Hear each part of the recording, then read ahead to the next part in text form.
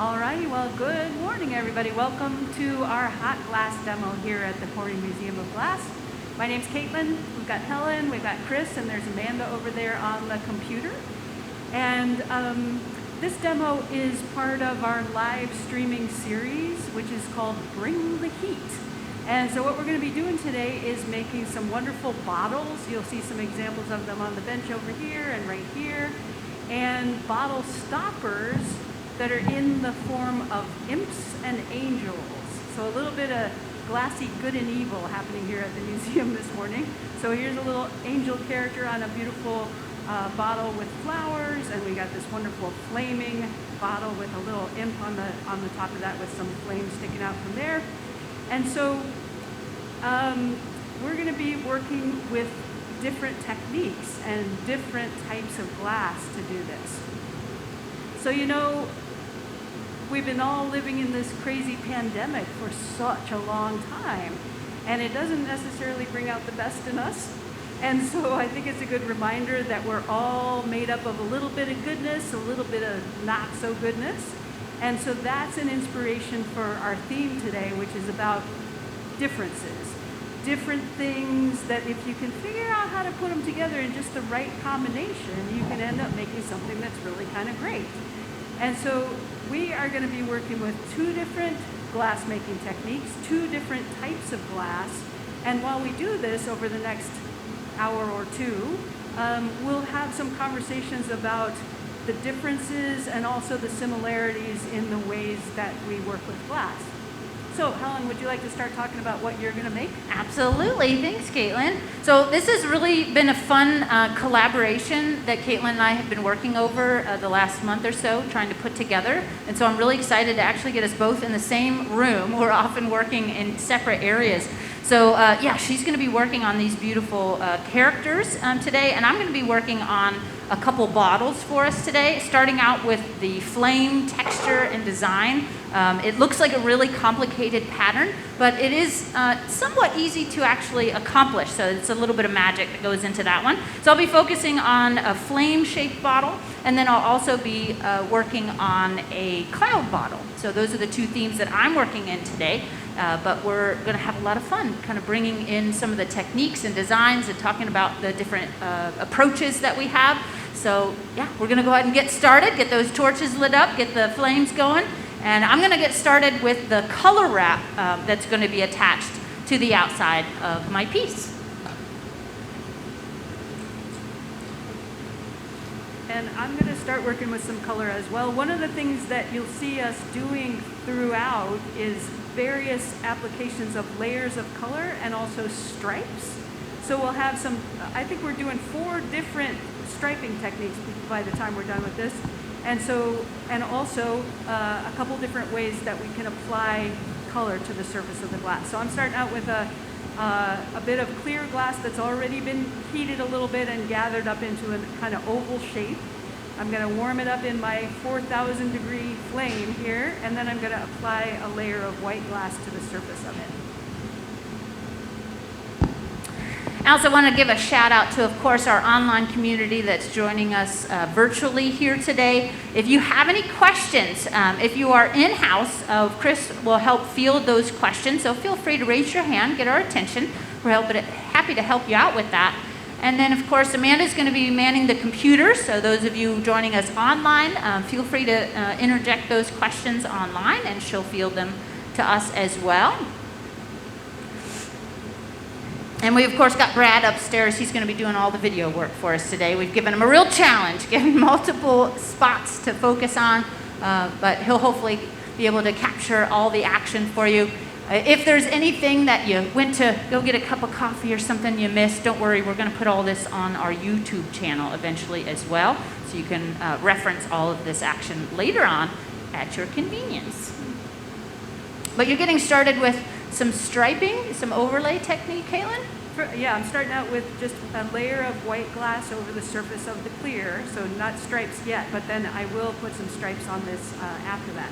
I'm going to be making a few different parts throughout the demo. They're not all going to be part of the finished piece, but there's a couple different things I wanted to show you.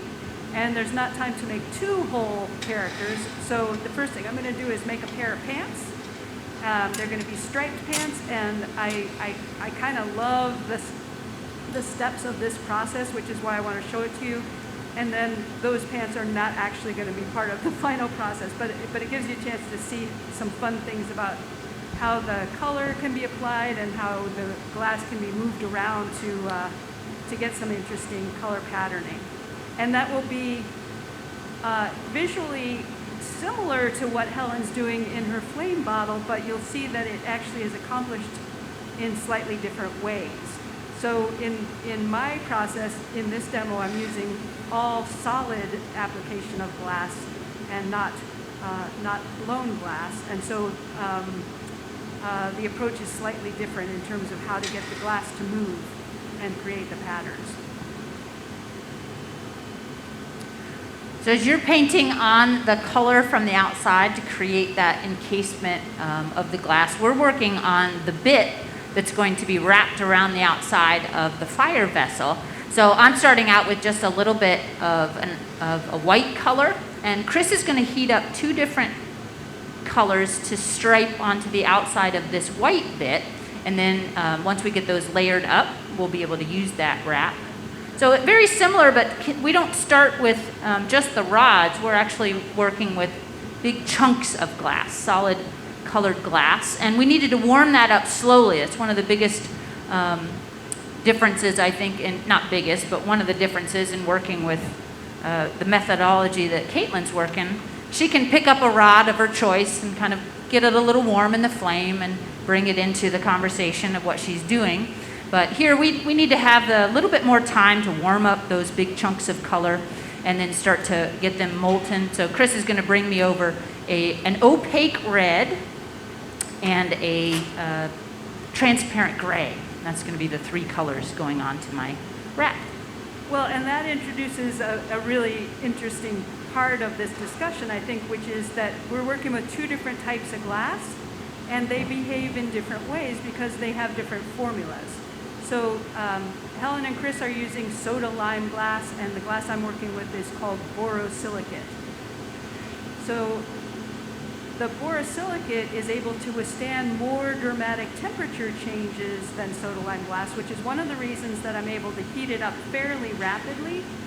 But it's also because of the way that the glass is shaped and the way that I'm approaching the flame. So it's certainly possible to flame work soda lime glass or furnace blow borosilicate, but one of our interesting challenges for this demo was that we wanted to use 2 different glasses that are not going to be joined together physically, but we're going to make an object that the 2 parts belong together because of the design elements. Yeah, that was one of my first challenges when we started this project, is that Caitlin would bring these amazing characters, and then I would want to try to figure out how to match the bottles and vice versa. And matching some of the colors became really challenging because even though, all glasses use metallic oxides to create those colors, typically you're going to find slightly different color palettes in borosilicate than you would in the soft glass or the soda lime glass. So the red in particular, I was finding very challenging to try to find a matching color to complement the wings and the characters that she was working on. But I think we found a pretty good match. Yeah, absolutely. And really, the reason that you'll see quite a few bottles and characters sitting around here is that this has been a really fun ongoing development. We didn't just go, okay, we're going to make this, and now we make it. We went back and forth a number of times with making parts and looking at them together and figuring out what we might want to adjust. So these striped pants are really, really fun. And it's almost where the beginning of our conversation started, is that we both really love the striped pants. But you'll see in the end, the piece that I'm making is not going to have striped pants because it looks better with the complex pattern on the bottle to have solid color pants. So down the line, because we both, I think, want to keep working on this idea, somewhere down the line, we may come up with a combination where the striped pants come back into the story. But that was part of the interesting, development of the idea too, of looking at what the other person is doing and then responding to it, and doing that over and over again.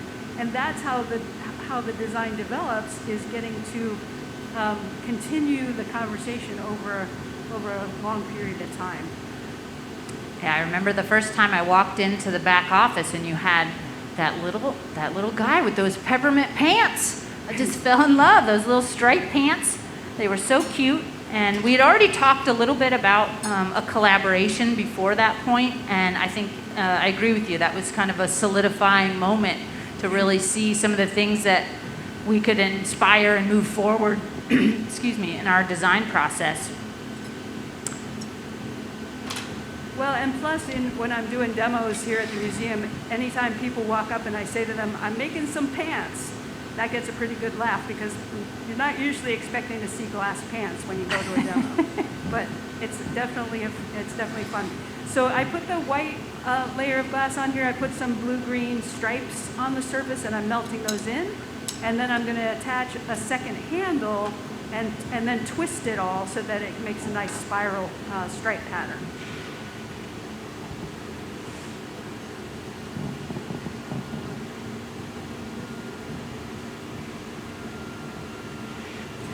Yeah, Chris is just now bringing me my second color. You can see Caitlin was able to get all those stripes put on pretty quickly onto her character. I'm still working on warming up glass.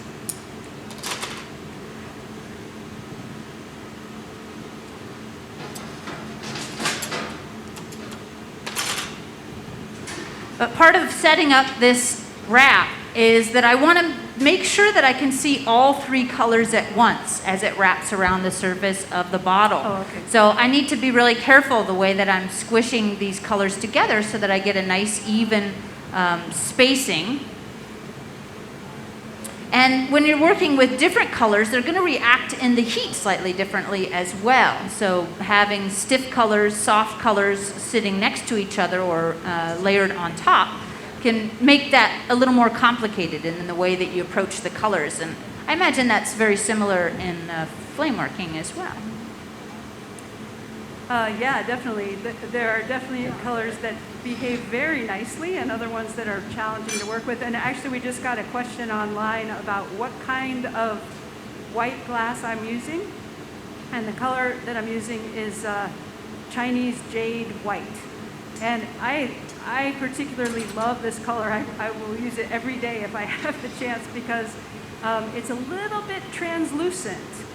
And so it gives you some whiteness on the surface of the glass that will reflect light, but some light passes through it, particularly if you put a thin application of it over clear. And so you get an almost sort of opalescent effect from it that I think shows off the glass beautifully. But also allows you to see the form better than if you had just plain clear glass that you're working with. It's a very soft, smooth, flowing glass, and so it's easy to apply to the surface of the clear. And as borosilicate colors go, it's a fairly inexpensive one too, which is also kind of nice, because then you're not feeling nervous about using a lot of it. And then the blue-green that I've added is I think it's called Peacock. So it's a nice dark blue-green.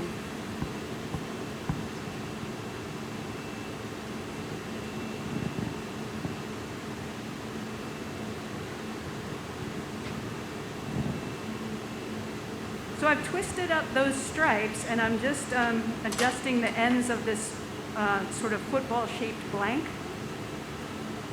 Once I get both the ends sort of tidied up, I'm going to heat it and let it droop into almost like a kind of fortune cookie shape, and that's how the pants get started.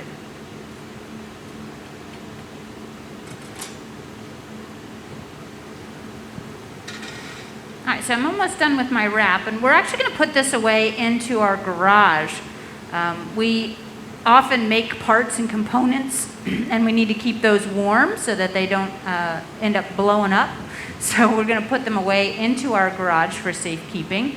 That's another advantage, I think, of borosilicate glass is that you can have some parts and components that you don't necessarily need to keep the same kind of temperatures in all the time. So Caitlin has prepared a lot of things in advance and had some examples and things on the table, but if she chose to put those back into her design, she's able to.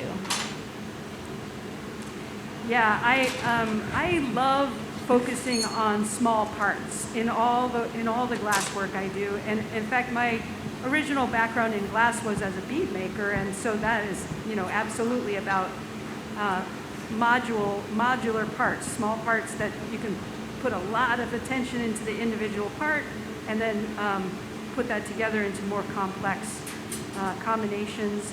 And so, in preparation for this demo, I did make quite a few, sort of partial bodies, some extra pants. I've got some wings and some flames, and that gives me a sort of safety net in case while I'm building something here it doesn't work out very well, but it also gives me a selection of parts that I can put together.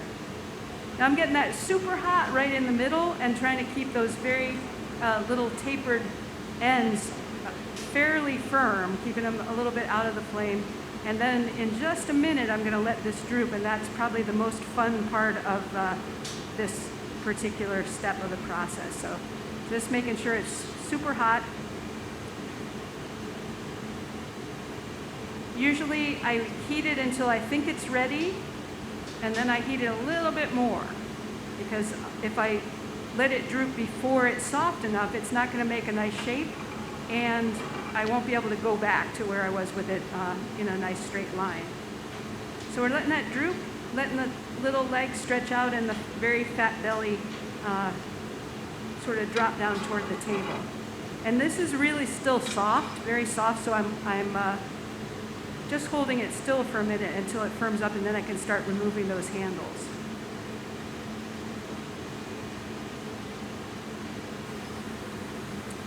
So we got our striped pants and tiny little legs. This is one of the things about this design that always makes me laugh, is that they're kind of round, Humpty Dumpty looking characters, and I like them to have very tiny feet, because they're way more silly that way than they would be if they had bigger feet.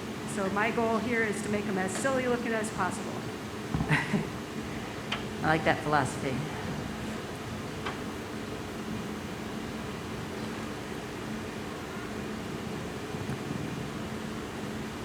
So now that we've got our wrap all ready to go, now we can actually start working on the vessel itself. And for those of you who might not have seen the methodology in which we are actually blowing glass these days, we can no longer actually blow into the blowpipes because we're all wearing masks. So instead, we've created this new blowing system that's involving a foot pedal and a blow hose and the air compressor. And it's pretty low pressure. And sometimes the hose falls off. But this is how we're blowing glass these days. So I'm just going to add a little air pressure and start a starter bubble. And we're actually going to be doing an overlay here. So I'm really just creating a foundation bubble that Chris is going to drop a small amount of glass for me onto the top of this bubble. And this is how we encase the glass, the colored glass, generally overlaying blobs of glass over top of small bubbles, rather than taking and striping the color on like Caitlin has to do to coat and do an encasement. Well, and that's an interesting thing too about the differences and similarities. I'm in this situation working with solid glass, but it is of course possible to blow glass at the torch. And in fact, my earliest design for these characters was a hollow formed character, and I was working on this last year, a year and a half ago or so. I was working on the design for that. And if I was blowing glass and putting stripes on it, the striping technique might be more similar to what Helen and Chris are doing, because that has more to do with the solid or hollow glass than it has to do specifically with the type of glass or the process.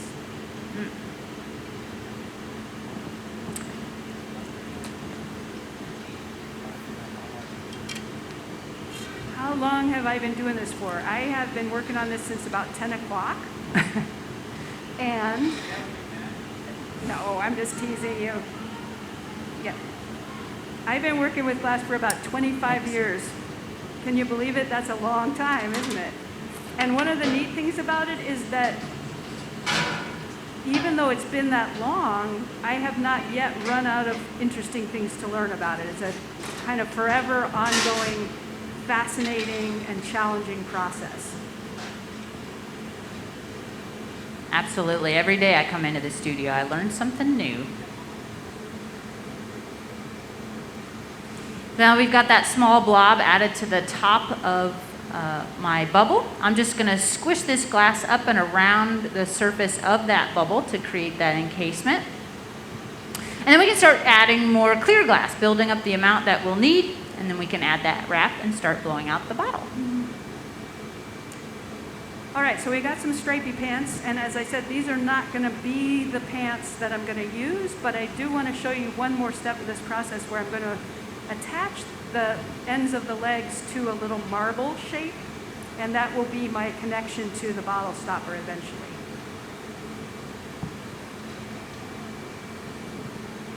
One of the interesting challenges, and this took me a while to kind of develop an idea of how to get this to work. As I mentioned, I want the feet to be really small because they look funnier that way than if they were big. On the other hand, when you join two bits of glass, you got to make sure that they have both flowed together. Otherwise, they're going to break apart. And especially because these characters are kind of heavy because they are solid glass, and I'm making this dainty little connection, I have to be super attentive to making sure that the connection is strong. But I want it to look dainty. So I'm trying to create a little bit of an optical illusion as I'm doing this of delicacy, even though I'm setting it up to be strong. And so I've just put a little bit of the blue-green glass on the ends of those legs, and that's going to be the color of the shoes. So that's going to be the glass that actually attaches to the marble shape where it gets fused together. And you can imagine if you're fusing together two bits of glass, they kind of get sort of smushed looking. And so what I've put on there is not the actual shoes, but just the setup color for the shoes. And then once I get it on, get it all attached, I will go in there and very delicately apply little tidbits of glass until I can build out the toes and the heels, so that it ends up looking like the little imp is standing on the marble, but we'll know that it's actually melted together. Those are the kinds of puzzles that I love about working with glass, is taking what you know about what the glass will do and what the glass requires, and figuring out how to get that to fit into your own, sort of desires about what you want it to look like. And I really love that solution that you've come up with those tiny little points. You can get their little pointy toes attached into it. It really does make a difference. I always find that to be a challenging thing for myself when we're attaching characters or objects and things to the glass itself and doing a lot of sculptural elements. It's that connection that's so important. And if you don't get that connection just right, you'll either squish or mush it in, or creating an environment for things. So it's an elegant solution you've come up with for sure. And to get to that, I made a lot of very inelegant looking shoes. So yeah, over and over again, I would try different ways to assemble it, and I would, often they would break, other times they would look bad. And so yeah, getting to do it over and over and over again, what a luxury, and that's how the design can develop. So I've got that marble shape real hot, and the little connection is very hot as well. Just kind of rounding it out a little bit, and then I'll let that firm up, and I can start working on the toes a little. In which case I'll be using a much smaller flame. So this is also one of the great things about the flame working process, is that I can get so close up to it because the heat is so directional. That's a 4,000 degree flame, but there's not a whole lot of heat radiating out from the sides of it. And especially when I'm doing really small detail work like the toes, I can get even closer to it because it's a much smaller flame. And so to me, this has a feeling of being almost like drawing or painting.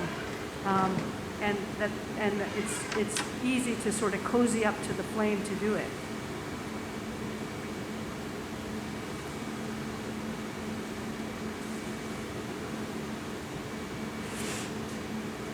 So I've got my first gather of glass. I've got one more gather.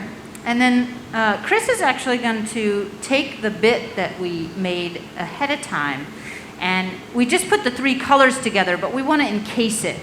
So after we wrap this onto the surface, it will be right on the surface of the glass. And sometimes those colors can mash together and be a little less structural. So it's nice to kind of shellac them with clear glass.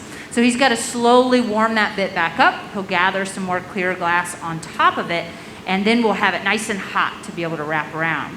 So part of it is the timing and the coordination of putting all these things together.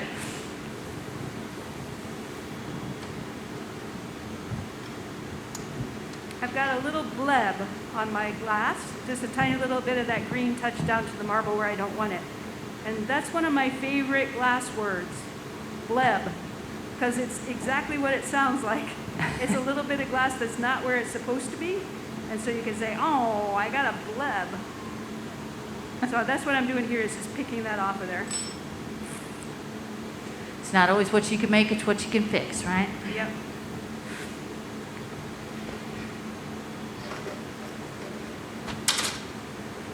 So I'm just sort of picking away by adding one little bit and then another little bit, and I'm building up the glass for the shoes, but at this point not touching it down to the marble, because if I touch the glass down when it's not hot enough to flow, it can stick, but it won't. If it's not flowing together, it'll end up breaking apart later. It'll end up making a crack in the marble.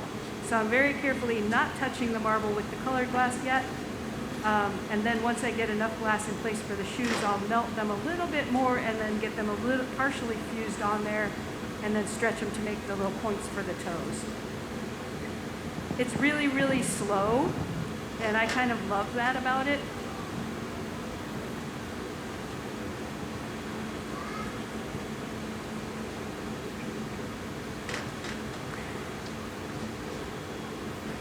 One of the contrasts we were talking about similarities and differences in the approach to working with glass is so often I, as a gaffer, I really rely on an assistant to help me bring bits, bring additions, bring a punty. There's all these components.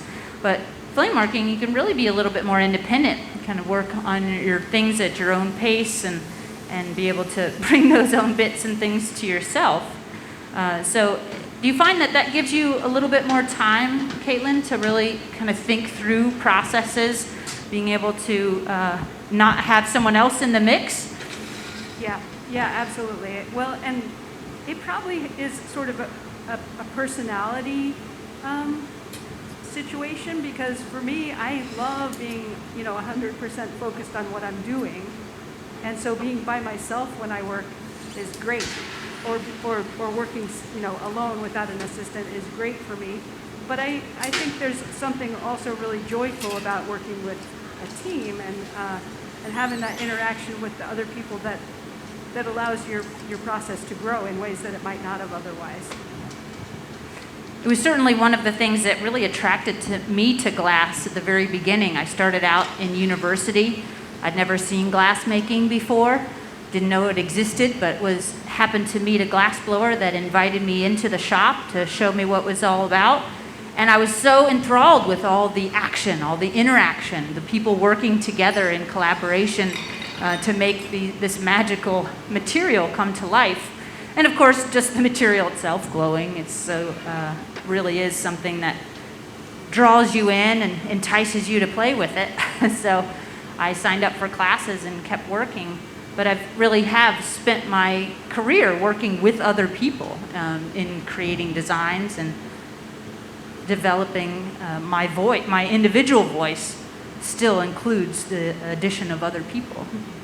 So it's really fun to be able to do collaborations like this. And we've known each other for a long time, Caitlin and I, Yeah. but we really haven't had much of a chance to collaborate at all. So this has been a really fun shift for us. Yeah, absolutely. And I think we found out that we have things in common that we might not have, really investigated before, so that's cool. So we got some stripy pants with shoes standing on a marble here, and I'm gonna just pop that in the oven and take out the red pants that are already prepared, and then continue with the torso. And Chris has gotten that extra layer of clear glass on the outside of that wrap now. He's just gonna get my color and temperature all set up, and then we'll go ahead and wrap this up.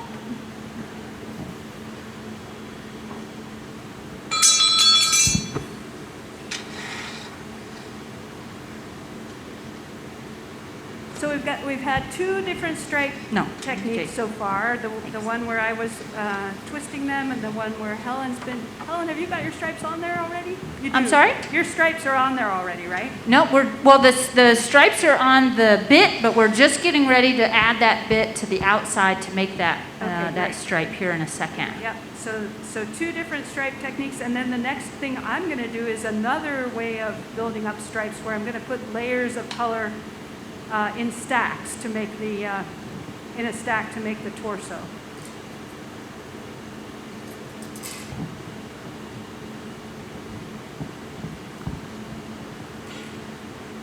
So I've made sure, I know that both sides don't have the clean stripe. It's really focusing on one side because that's all I'm going to see. So I've heated this and tried to shape it in a way that I still have one side at least has a nice strong white stripe. Maybe one more flash on that, Chris, and we'll do one more quick little chill.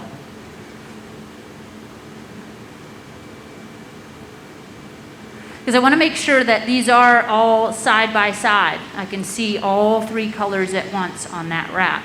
That's really what gives the dynamic nature to this design and some of the depth. We're using both transparent and opaques to get that final effect.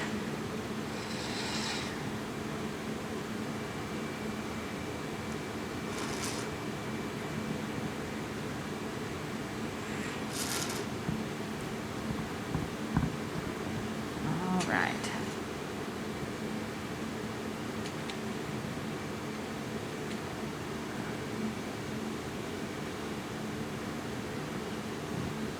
So we've got this roller wrap machine that gives us a lot of control. There we go, beautiful, thank you. That roller wrap really does an easy job of this process. We can adjust it. We got a brand new one actually from Spiral Arts, and it's fully adjustable, and you can just make the distance and the spacing between the wrap adjusting according to how the wheels are adjusted. So it's been a real pleasure to play with that thing over the last couple weeks. But now that I got that stripe, now I'm gonna mess it up. I'm gonna really put it into a mold, push it and pull it around. That'll give us the kind of a loopy effect that I'm looking for on the glass. And then once I have those, use the mold to create creases, then I'm actually going to fold them in on themselves slightly. So spiraling all those straight ribs into more of a spiral effect will slightly overlap all of those colors, and that's where I get that fire effect.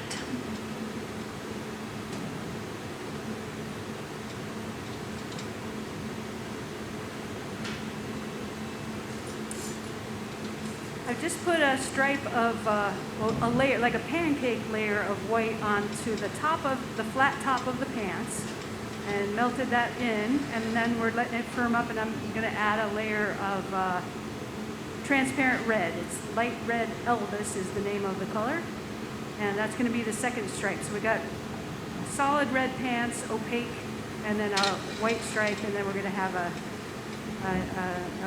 dark red stripe next.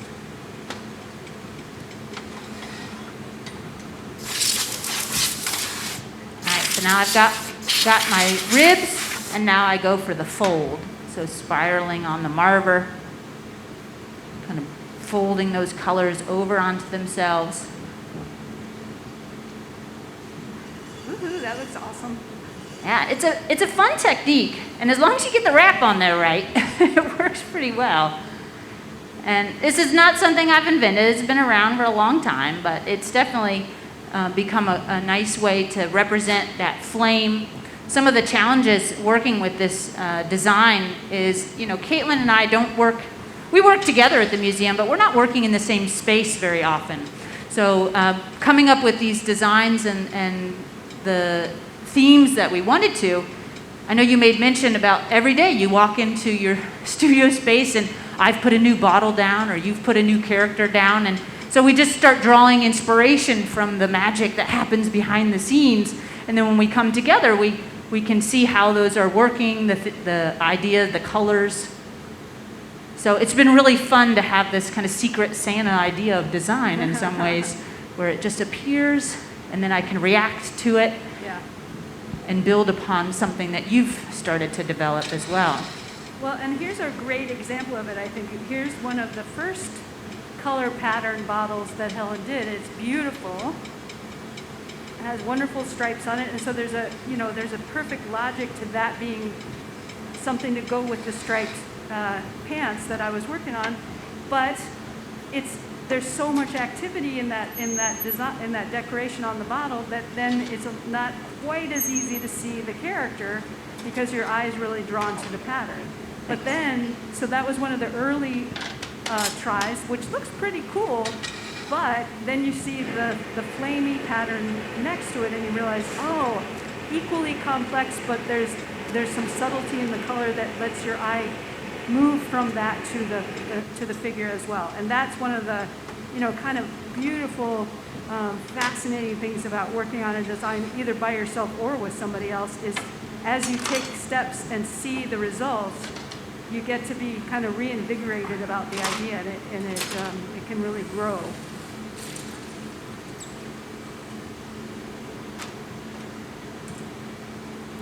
So I'm just going to cut a little bit off the bottom of this just to clean up my pattern, make sure everything is the termination of the pattern is really nice at the very tip of that bubble.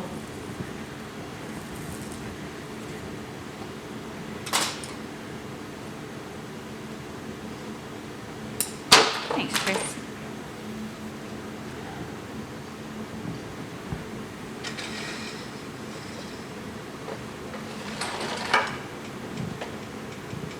So I'm adding a second stripe of white, and then I will add one more red, and then we'll start shaping the head.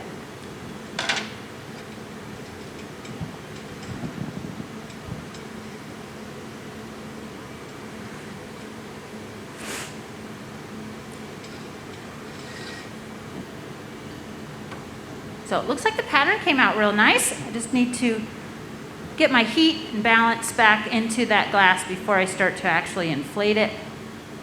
Smooth out the surface a little bit. And then return once again to that inflation device. And I know Caitlin had mentioned she had those blown characters at first and had to kind of shift gears because of not being able to do hollow work anymore. But I'm super excited to see this transition from those characters that we first started chatting with about what we could do to collaborate. I was really inspired by Caitlin's drawings. That's really what drew me into and asking her to collaborate with me, because I wanted to just help capture some of that amazing feelings of her characters into glass on maybe a larger scale or a collaborative scale. And at first we started talking about maybe just making components, kind of putting them together, maybe making some arms and I'll make the bodies, or how we could put these together as a collaboration. But I like that we were able to really work together to marry these designs together, but each component is completely independent. So it really shows off the things that I love about glass and the parts that I'm making, and it really shows off the things about glass that she really loves, and kind of has our own character in each part of it. But by finding those common threads, we're really tying them together as a whole. Right, right. And when Helen says that I couldn't blow glass anymore, that's just because in the demo setup we have here at the museum for safety protocol during the pandemic, I'm doing all solid work. But yeah, I'm definitely looking forward to getting back to some blown figures down the line. And one of the interesting differences, of course, is that solid work figurine like this is heavy, much heavier than than one that's hollow. And so the structural challenges, limitations, possibilities are different from one to the other. But the design is informed by my, as Helen said, by my drawing, and then also, the hollow form and the solid form have a lot of similarities in character, even though they are technically built a little differently.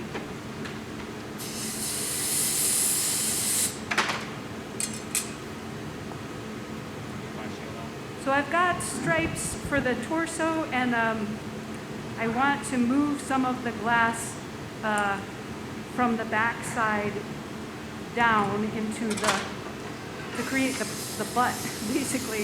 I've got a little bit of a wrinkle there in the color, and so I'm superheating that spot. The heat's traveling that way, so I'm pointing this directly into the flame just in that one area. And then once it's nice and soft, I can tilt it and let it start to move itself down. So we get a little bit of variation between the back side and the front side of the character, even though it started out fairly symmetrical.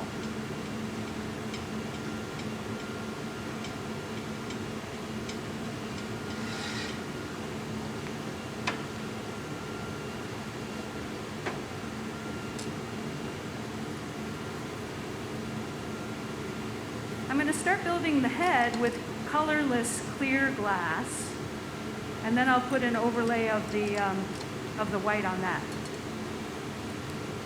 So I'll jump in here a little bit for Helen while she's starting to work the neck into this bubble.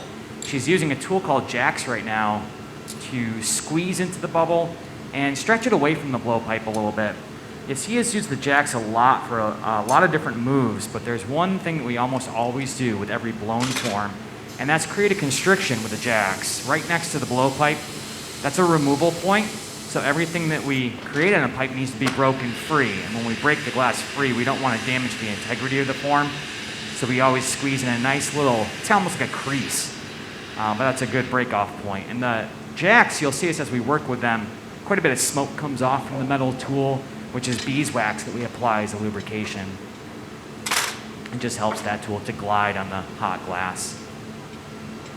But you'll see as Helen starts to work this form, she's inflating at the same time. And this is a really great use for this inflation system. You heard her talk about how we're using compressed air right now with a foot pedal. And the pressure is pretty small. It's dialed down to, I think, under 2 psi at the moment. We can change it if we want. For larger scale pieces, we'll add a little bit more pressure. But it simply doesn't take much. And she's really careful.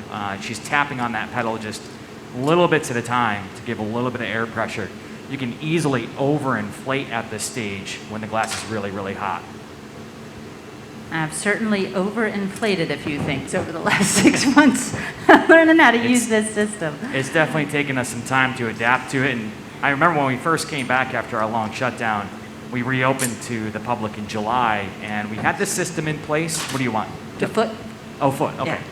Yeah. And we had to figure out how much pressure we needed. There's a regulator on the system, but of course, when you're using your mouth to inflate, you don't know if it's 1 psi, 2 psi, or whatnot. So we had to play around with that system and figure out what was ideal for us.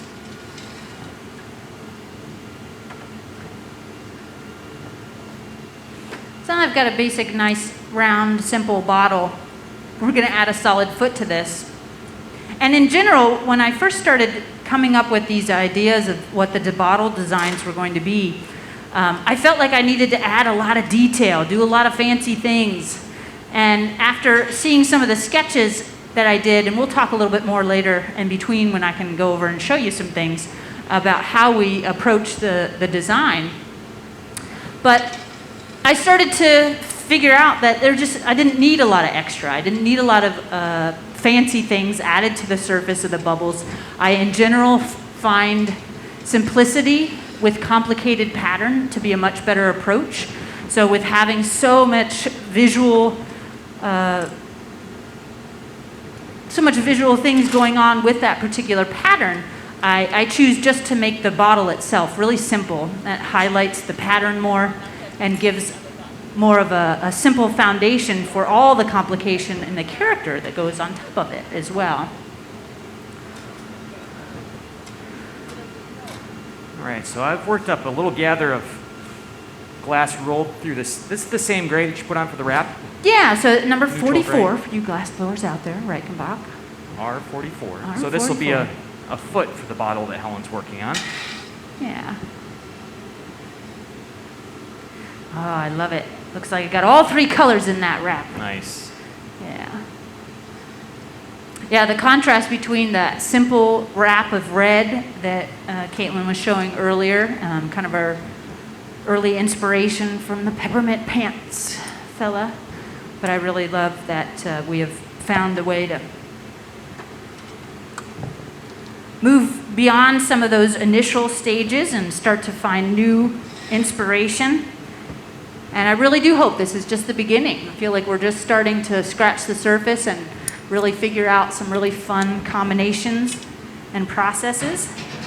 So Caitlin and I both commented this morning, and we hope this, just because we finished the demo doesn't mean we finished the collaboration. So I'm really excited to see where we take this in the future. I'm shaping the head right now. A lot of the shaping actually takes place not in the flame. All right. Because you're working with heat that's going in one direction and gravity that's going in a different direction. And so to make a nice round head shape, I get it really, really hot, and then I take it out of the flame and let the heat that's inside the head help me with the shaping. So I'm turning it, I'm watching it. I can feel when it's really soft, I can feel as the weight shifts a little bit on the end of the rod. And so I'm waiting for it to get nice and firm before I stop turning it, because otherwise it's going to droop in some direction that is probably not the direction I want. So a lot of watching and waiting to get that head to the shape that it needs to be, even though it's an extremely simple shape. So I'm going to add some red glass for the arms next.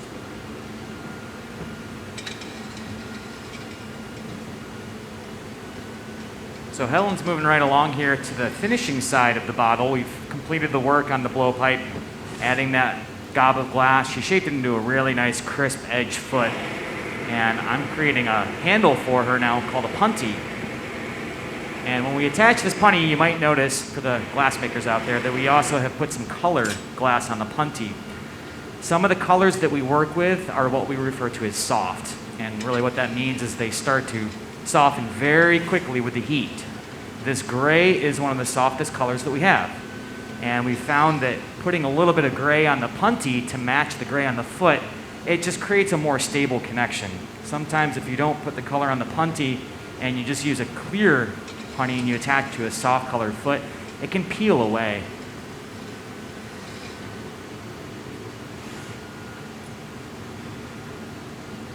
Ready, Helen? Yep. The connection that we're making right now is one of the trickier ones, because you have to have it just right so it will stick and support the piece through the remainder of the process, but ultimately this punty needs to break free when we're done.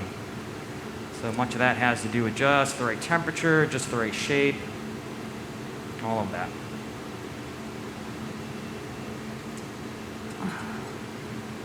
Helen has timed this as well so that her bottle is in its rigid state. We call that cold glass, and that just means 1,000 degrees. That's where this soda lime glass is rock solid, though. A quick little shock with that metal tool on that line, and Let's get a little water on there. she'll put a little bit of water on there. This creates tiny stress cracks and a little vibration to do the rest. Nice job. So Brad Patoka is up in our AV booth, and he's the one tracking all the action with the cameras here. And if you're looking at the screens right now, you can see inside of this reheating furnace, and a great time to look and notice the opening that we Thank just produced. And you do a lip wrap on this right after you. Yeah, I'm tweeze going and to trim it first, Okay. though. Yeah. Yeah, I found that having so many different colors at the very top of this opening, it's nicer to put a lip wrap on there because then it gives an even playing field for the lip rather than all those soft and stiff colors fighting each other, wanting to shrink and expand and create unevenness at the top of my shape. So I'm going to trim this up and then we'll add a little lip wrap and that'll pretty much complete this particular bottle. And then I can start on the clouds. And I'm working on the facial details right now. One of the things that I love about this way of making stripes by putting sort of pancakes together is that I can get really clean, crisp stripe patterns that look very geometric instead of having them sort of swirled together at all. But then it gets to the point where I've got the head, but it is there's a straight line between the head and the top of the torso. And so this is another sort of illusory step where I put some white glass onto the face, not onto the torso, but onto the face, and then heat it and let it drop down. And it creates a nice little neckline, a nice little curve. Let's see if I can get that in front of the camera in the right direction. So it creates a nice curved neckline instead of a straight line there. It gives me a little bit more room for the nose and mouth.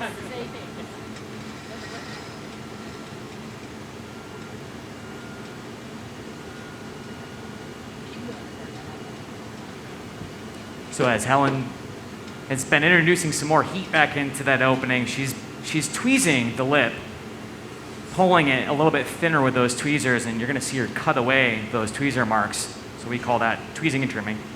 It's a really nice technique to thin the top of a form out at this stage. And while she's doing that, just like we added some gray glass for a foot to the bottom of this bottle, we're going to add a little bit of gray glass to the top. We call this a lip wrap.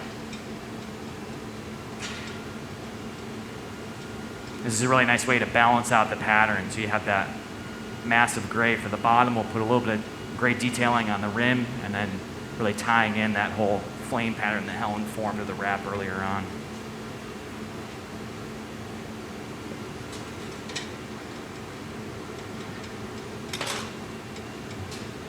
And I'm leaving this one a little taller for you, Caitlin, just like you said.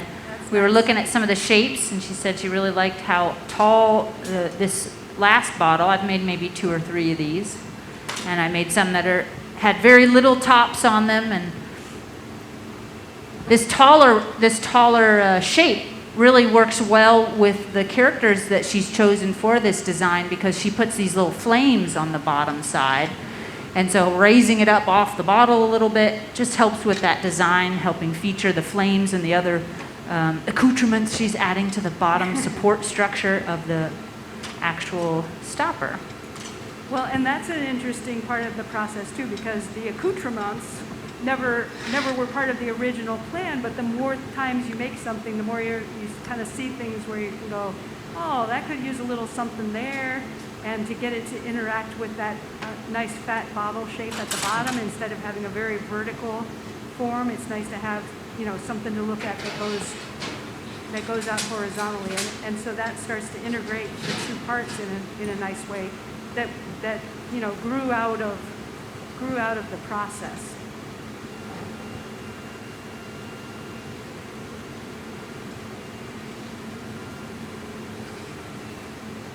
I'm going to make the eyes next, and the eyes are going to be made of a series of dots. And I'm starting with a little bit of transparent gray glass for the first layer of dots. It's a color that's kind of subtle, and when it's finished, you'll barely be able to see it because it's going to be covered up mostly by the next 2 layers. But it just creates a little shadow around the eye that I like. It makes the character look a little bit more, probably vitamin deficient, but it gives the eyes a little bit of more activity. to have that extra bit of color there.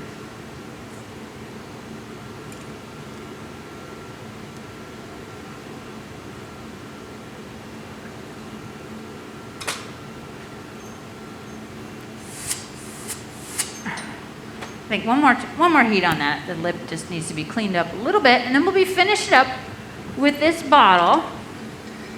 So when I'm finished shaping the end, maybe I'll pause for a few seconds on the bench so we can get a good look at our pattern before we put it away in the oven. But it's the same colors, very similar to the bottles that I did before, so we can also look at that pattern as well.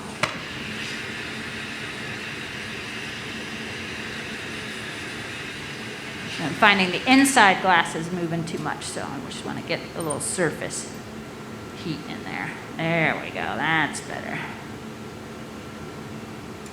You all set, Helen? I'm all set, Chris, thank you. No problem.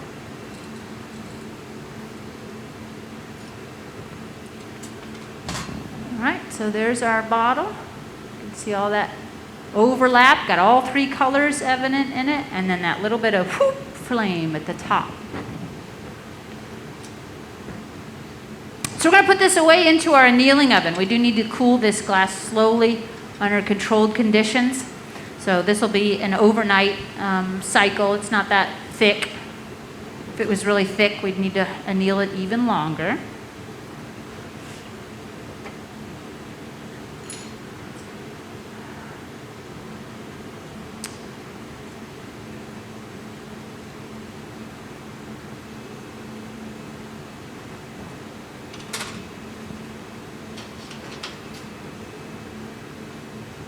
So Helen's dripping just a little bit of water onto that punty to create little stress cracks. We're really careful at this point not to let water hit the piece or the foot. Those drops of water do create little checks. But it just weakens the punty connection, and it should break right off. A tiny tap, that's what we're looking for. And of course, we like to fire polish the bottom after a break off. That sharp divot on the bottom. Amanda's gonna get a quick photo of that piece before we put it away. Thanks, Helen. Into the oven it goes. Helen, that's a beautiful bottle. Oh, thank you. Nice job. All right, one in the oven. One in the oven.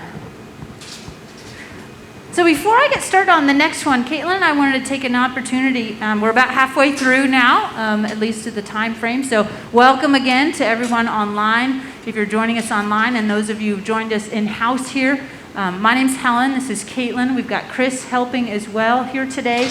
And Amanda is on the online presence. So if you've been asking online questions, that's Amanda as well. So thanks for helping us out today. And Brad's upstairs really getting the challenge today, having to focus in on so many places, so many ways of seeing here at the museum. So thanks for joining us. I hope you've been enjoying it. But we wanted to talk just a little bit about some of our different approaches to the way that we design and come up with designs, I guess. That's not a really good way of saying it. But we were looking at our sketchbooks as a starting point and a conversation that we'd had about sketchbooks. And Caitlin, being also such a skilled illustrator, you work a lot with on paper, and even then bringing those concepts onto paper again, tying themes together and such like that.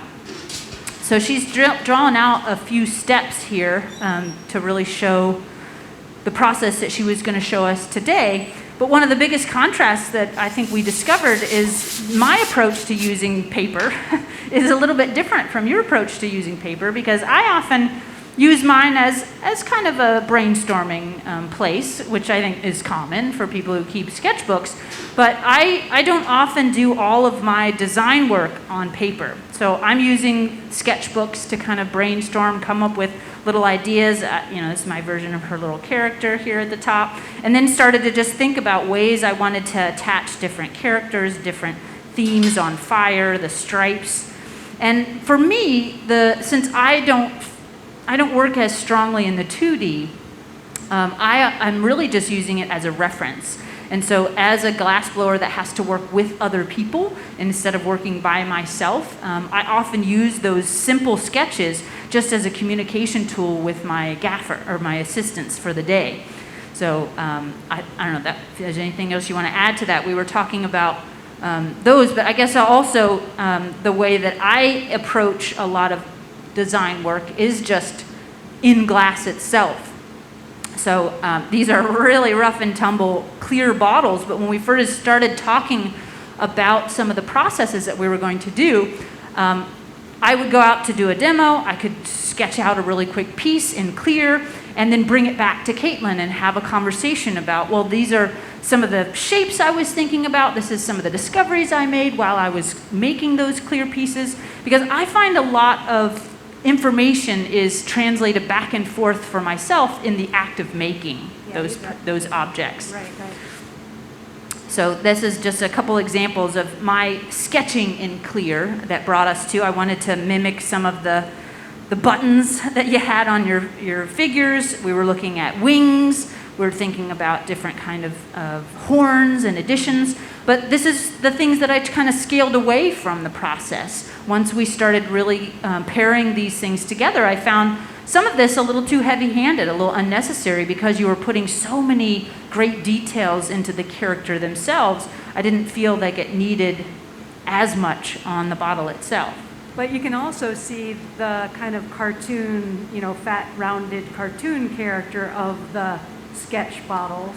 And that's where, it became clear by putting them together that how they would interact with each other and have that sort of humorous, lively feel to them. So yeah, I do draw a lot, and Helen said she uses her sketches as a communication tool.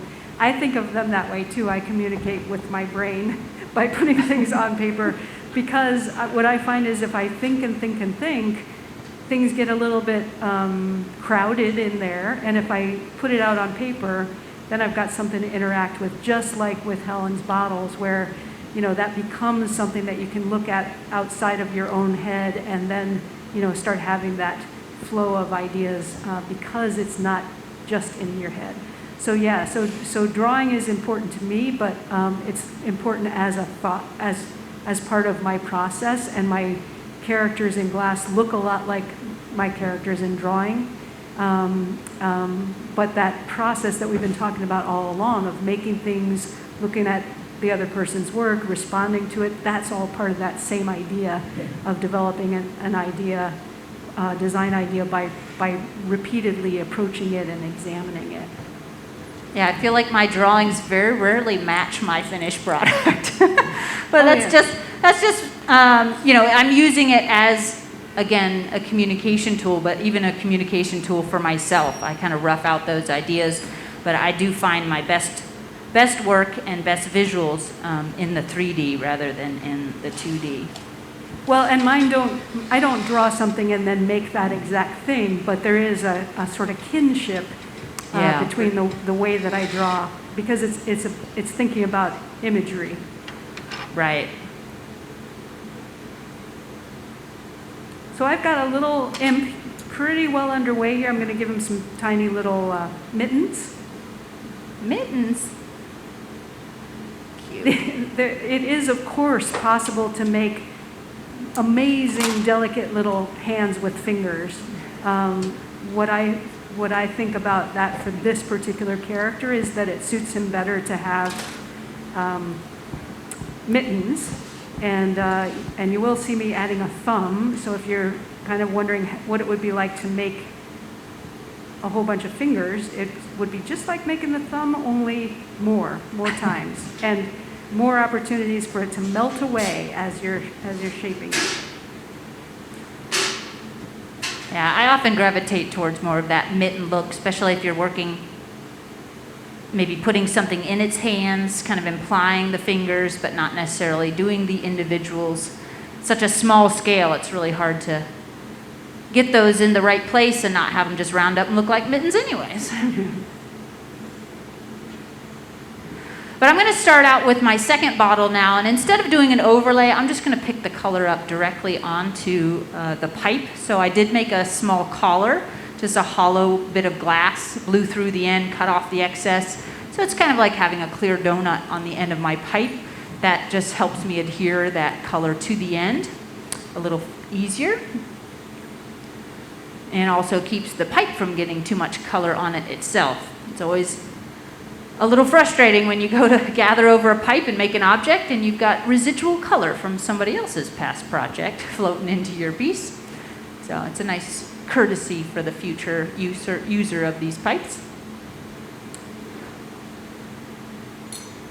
But I often choose whether I'm using an overlay process or whether I pick it up directly on the pipe, sometimes based on the color itself and sometimes based on, of course, the appearance that I want for it. And often I'll make the distinction between whether I'm going to touch something to the inside. So if I'm making a bowl or a wide open form where I'm actually going to be flaring it open, looking at the inside quality of the surface, then I will for certain overlay that glass just to help protect the color from being manipulated. But for these bottles, they're pretty tightly closed. I'm not too worried about what's going on the inside, so I can just pick up the color directly and save myself a few steps.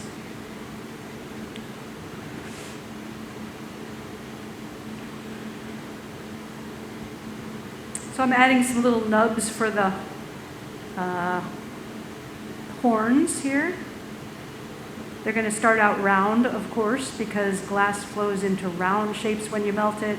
You got to melt it to attach it. So the thought process is always about how much glass am I going to attach, where am I going to attach it, and then what am I going to do to change it to the shape that I want, and when am I going to do that so that I don't end up accidentally remelting it.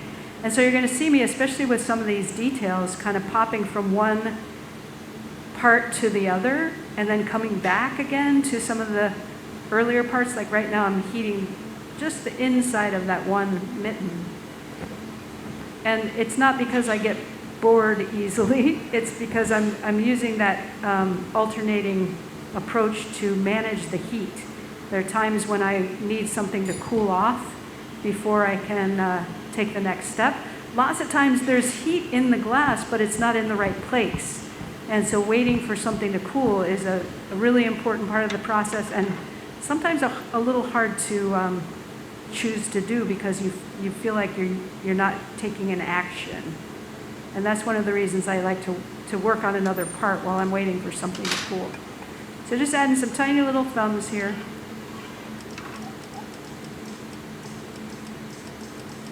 That's such a great point, Caitlin. You'll often hear glassmakers talk about temperature management, and it depends on what we're working on, but a lot of times we'll be reheating something over and over and over again, and often that is to establish that core heat or get the temperature right where you need it. And from an outside perspective, it often looks like nothing's really happening. A lot of people will say during our demonstrations, nothing's changing for the last 10 minutes. It doesn't look like you're doing anything, but really, glassmakers know how to work the heat into something and get it just right. And that is really the foundation of how to manipulate this material, is getting it to move where you want it to, when you want it to, and building that heat where you need it. And when you watch skilled glassmakers like Caitlin and Helen, it looks like everything just does what they want it to do, but there's years and years of training and know-how that builds up into that. Hey Brad, can we roll that gathering animation? I don't think this is something that we've showed during this live stream, but we have a really cool animation, thank you very much, that shows what Helen's about to do in just a moment. In this melting furnace, this is where it starts for us, for glass blowing, where we melt our soda lime glass, the clear glass, at 2,100 Fahrenheit. There's a lot of different styles of furnaces and ovens. This one has a ceramic crucible inside of it that's able to hold 1,000 pounds if we were to fill it. Right now, it looks like there's probably about maybe 600-700 pounds in there. But that process is called gathering. And at 2,100 Fahrenheit, that soda lime glass has the same viscosity, almost identical to table honey.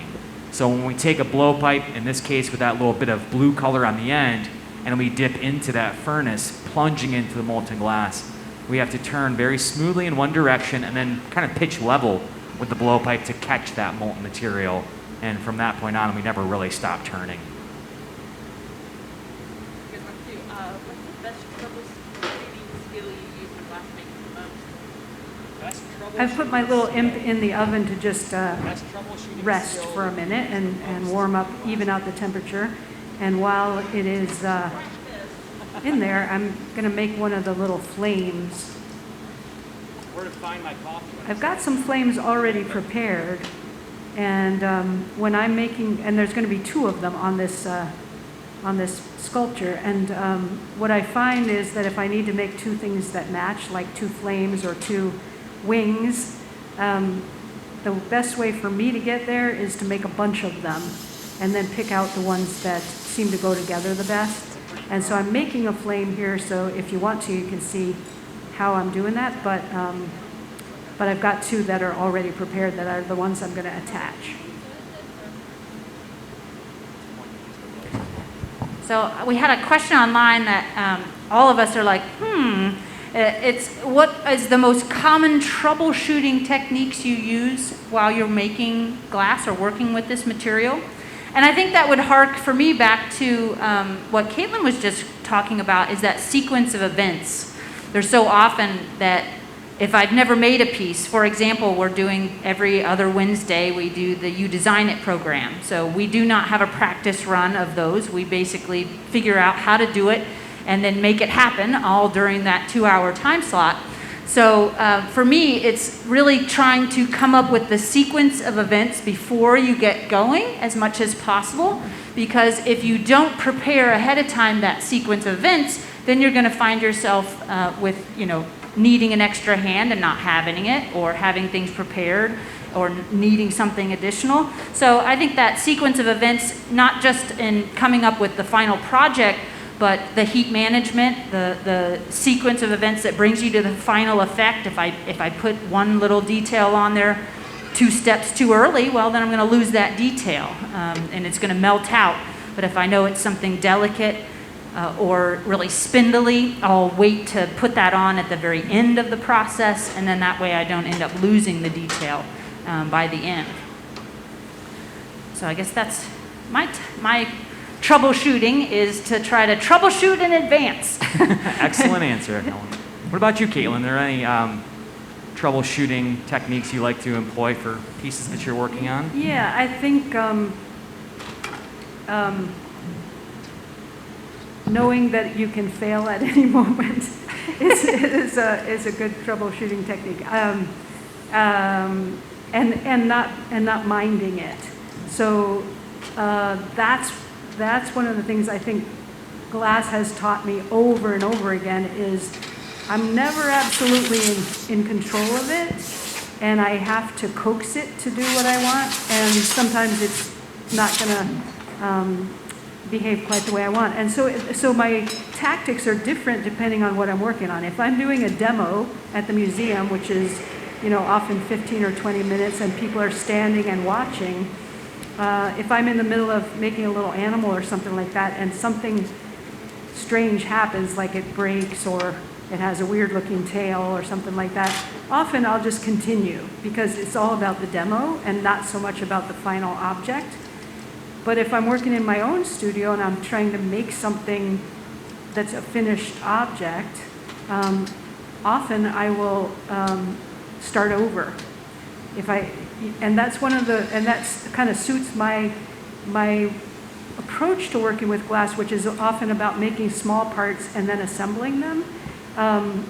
If I make a part that's not quite what I want, I can make another one. And so that's sort of my philosophy, is just keep making more.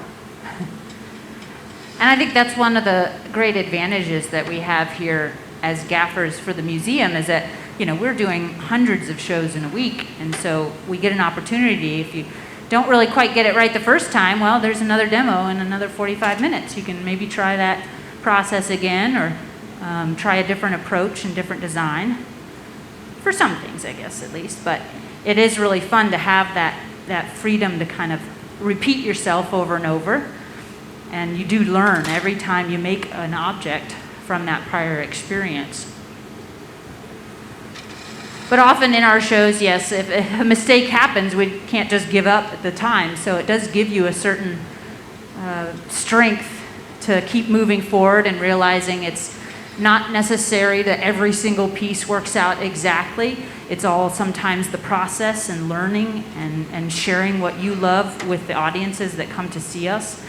And it's really nice when it works out, but you really learn a lot just from when it doesn't work out. Then you figure out what you did wrong and be able to build from there.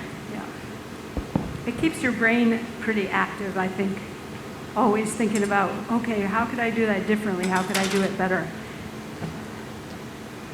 Yeah.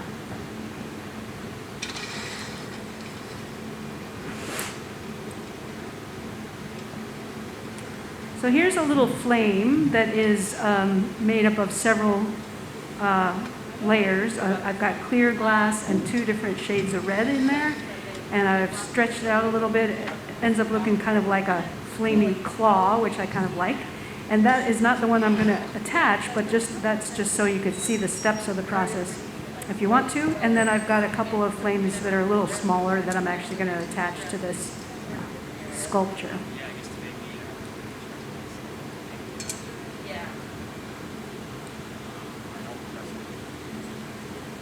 We had a question online earlier about, I guess maybe more of a comment, that glassmakers are always looking for stress points in glass. And we can take that in 2 different directions. One, as we're making an object when it's hot, we can look at stress points. And when you have delicate connections at times, then those delicate connections can be stress points and they can break very easily. So we have to learn how to not break those points while we're working. And if you look at a lot of, I like to reference Venetian goblets a lot because there's a lot of different parts that go into many of those, and there's very delicate connections. And what you'll see Helen and I do once we get to a certain stage with this again, with her bottle, is transfer it to that handle called a punty. So we intentionally create a stress point, a constriction, where we'll break the glass free. And anytime you go to break an object free from a pipe or a punty, the glass wants to break at the weakest point. So you have to learn how to make those stress points and how to control the other areas that you don't want to break free. I don't know if that addresses the question or the comment that the person had in mind or not. Yes, thanks for so many questions. This is great.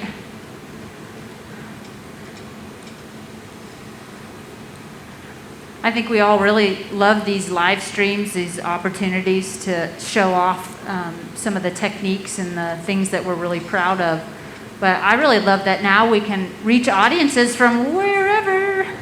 So we can have folks tuning in from all around the world and getting those questions. It's been really fun. Especially with that You Design It program. That was something that we traditionally only did in-house, and now this year we're able to do that over the internet. Maybe Chris can talk a little bit more about that program. Yeah, the You Design It program is a lot of fun. So every Wednesday from now on until our summer schedule begins, Memorial Day, we're doing a special live stream event here in our amphitheater from 10 till noon.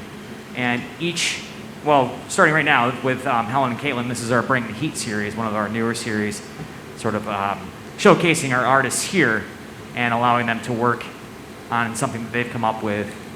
And every other Wednesday, the You Design It, We Make It program is where we select, one of our teams selects a drawing or a design that's been submitted online by anybody in the world, and we create that design in glass in the amphitheater. It's a program that we've done for many, many years now. We have elaborated on it. We have expanded it to a degree in terms of giving us more time and resource to work on it. But it's a lot of fun as well because we'll contact the designer, whoever created it, and allow them to either come to the museum and watch it being made live, or they can tune in on the live feed. And ultimately, when the piece is complete, we either have that designer come and pick the piece up, or we'll ship it out to them for a fee. Well, we've seen a lot of really, really fun designs throughout the years. It's such a blast for our team to be able to work on them. You heard Helen talking earlier about we don't have really any time to practice those pieces, which is true, so you can plan it out. We have a little bit of time to prep components if we need to, but we select those designs usually a couple days in advance. Do you want a small counterweight for that one? A 3/4 would be good since we're as well? sculpting on this one. Okay. Yeah, thanks. But anybody that's watching right now, please tell your friends and include yourselves. Anybody that you know that's interested in that, you just go to cmog.org, our website, and click on the You Design It link, And you'll see an area where you can upload images, and there's an area where you can write your description, what inspired you to come up with that design, why you'd like to see it made, and all that fun stuff. I'm not sure what the theme is for the I was just trying to next one. remember. I know there's one with monsters coming up. Amanda, do you by chance remember what the theme for next week is? Yeah, there's so many good themes. It changes every session. We just had fairy tales, and we've had friendly monsters. I think my favorite one, though, I did on the ship, and I've told this story before, but I'll share it now because it's so much fun. But we were doing You Design It with some international folks, and there was a double-decker bus. And I'd never made a double-decker bus, so I chose that one. I thought it would look like a lot of fun, a good challenge. I like a good challenge. So we were putting together this double-decker bus. I put the driver in there. I had people in the windows. And we get all finished. And the little 4-year-old that had drawn the design, we always check in with our designer. And I said, "What do you think?" He said, "I love it, but you put the driver on the wrong side." So he was a young man from England. And I just wasn't thinking straight when I put that together. So it's always fun, part of that challenge of interpreting the drawings, and really children and of all ages that can apply for this, but there's so much creativity that goes into it. And just like this collaboration here that I'm doing with Caitlin, I really love having other folks to play off of for design things. So I find that program in particular really a lot of fun. And sometimes I get them right, sometimes I put the driver on the wrong side, but it's always a fun adventure. I'd like to point out as well that we have catalogs of all those videos on our YouTube channel. So if you go to YouTube and Thanks. search the Corning Museum of Glass, you'll see past videos that have been uploaded after the fact, and it's a great way to really see all the content that our program has offered here. Not all of it, but quite a bit of it anyway. So once I get this trimmed up, this particular bottle is one that is going to be a little bit more sculptural. And there's a few items that are a few designs that I came up with to work with Caitlin's angels, and one of them was a garden angel, and it has this beautiful little flower on the top. So I did make a garden bottle that's on the color cart there, or the gas cart there.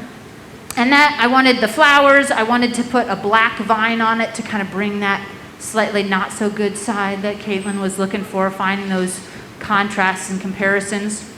And when she started to make these characters have wings, it really started to make me think about putting them into environments. And I often love to design objects or environments for the objects that I'm making. So if I'm going to make, say, a fish, I'm not just going to make a fish that stands by itself. I'll most likely make a fish that is sitting in an ocean theme or on a coral reef or something of that nature. I really love taking sculptural elements into everything I do that I have an opportunity to add it to, because that's really where my first love is in glass, is working in more of a sculptural form. So I really wanted to gravitate towards this idea of the sky and clouds. So this is a blue bottle that I'm working with. And we're going to add some little clouds onto the side with solid glass. But I've got one little extra step. I'm going to turn that one more time, Chris, just to thin that out a little bit. And thinking of that idea that there's, with every positive, there's always an alternate side as well, and they can live in harmony together, I'm going to put a little bit of rain on one of those clouds. And so we've pre-fused a couple little pieces of cane together. I did that before the show because just as we were talking about that sequence of events and troubleshooting that you need to figure out, well, during our rehearsal, I figured out that we didn't have enough hands to be able to fuse those together and get them onto the piece. So I made those in advance. So we've got a little less stressful action on the floor at the time. And that's That the looks- fourth stripe technique, by the way, that that we've. Oh, sorry, yeah, you got some things to show for sure. No, yours, your raindrops. That's Oh, the, yeah. That's the fourth striping technique. Yes, fourth striping technique, that's right. We're using a lot of striping techniques today. All right, Chris, we can go ahead and get that going. Okay. So I'm going to set that bit of rain onto the piece here. You gonna flash one more time? I'm just going to flash one more time, and then if you set that down, I'll be able to hand this over to you. Got it.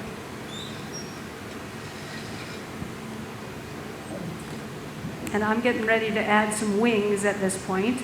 I made a wing so that you could see the process. Pretty much the same steps as I did for the Got it, Helen. flames, except just as I was shaping it, bending it a little differently. But I have a pair of wings that I set up ahead of time because I want to join them both to the imp together. And as I mentioned, if I need a pair of things that match, it's a good idea if I make several of them and then pick the ones that match the best. So got my wings ready to attach. When I'm attaching parts like this, I'm often gonna do it in 2 stages. I'm gonna put a little attachment pad on there, and that's Awesome. because in order to make a good stable connection, I need to really make sure the parts flow together.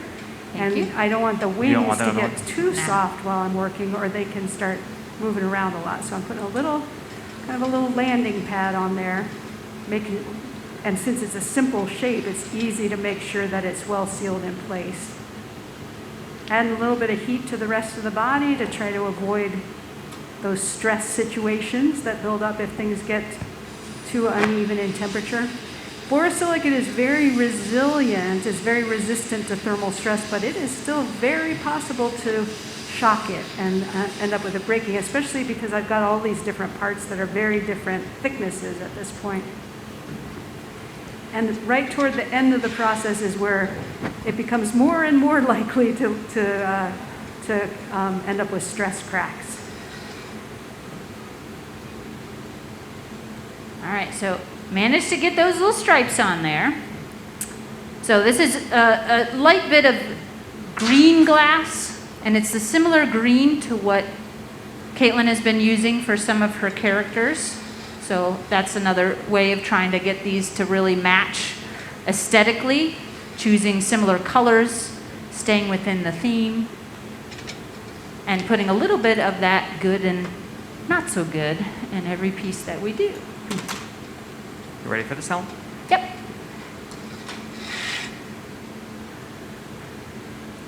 We're So this applying. is just a little bit of alabaster glass that I'm adding to create some clouds.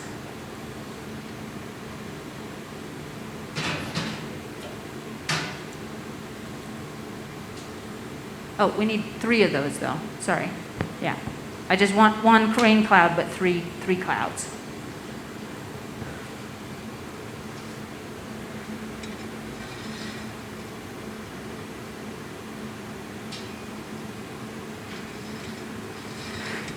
Now, another conversation that we had had the other day that I thought was an important point to bring up is the idea of undercuts in glass. And for me, at doing sculpture, I just added this big blob onto my form, and it's got all kinds of undercuts, and it's not really a concern.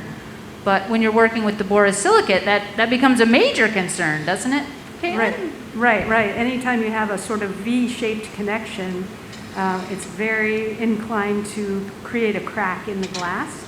And so even though I'm always looking for ways to make things look very crisp and kind of geometric, any connection that I make, I have to be very aware of getting it to have a little curve to it. And so often it's not a curve that you can even see necessarily, but as you're attaching the parts, you have to make sure that they're absolutely flowing. And often I will stretch them a little bit as I'm finishing the attachment too, and then that helps to just soften up that curve and make the glass a lot more relaxed and allow it to survive better. Yeah, I've been doing a lot of cross training lately, learning how to work with borosilicate to be able to demonstrate here at the museum and learn new skills and processes. And I think that's definitely been something it took me a while to really grasp hold of, how to melt those pieces in, being a soft glass worker and used to not really having that as being a concern. I definitely had a lot of broken things when I first started. Yeah, me too. I still do. Especially because a lot of it's about timing. And when you're thinking about an idea and you're developing the design and experimenting, your sense of timing is not always spot on for the glass. And so, that goes to that idea that repeating things a number of times is where you start to be able to develop the thought a little bit better, because then you're not struggling with the technical aspects as much. All right, so I've got all my clouds and everything. I'm just going to flash this down so we get ready to put it away into our oven. I've got some wings and a little short tail. I'd like to make the tail a little bit longer. The challenge is that putting the tail in, I haven't quite firmed up my approach to getting a tail and wings in place without one or the other melting or breaking. And typically, if I was making a tail on any object, I would be making it in one stretching maneuver as opposed to adding glass partway through. But I couldn't quite manage that with this one. And so this will be a bit of an experiment to see if I can add glass and still get a nice smooth stretch to the tail. I just want the tail long enough that you can see it from the front.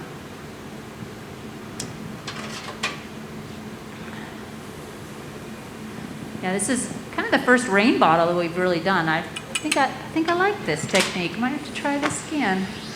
Yep, we're going to definitely have to keep working on these. Just starting a long tradition of collaboration with Caitlin. I like the idea. So in our oven it goes for safekeeping, slow cooling. And I can't wait to see some characters on top of those tomorrow when it gets nice and cold. And so here is the character that's ready to go onto the red one anyhow. Awesome.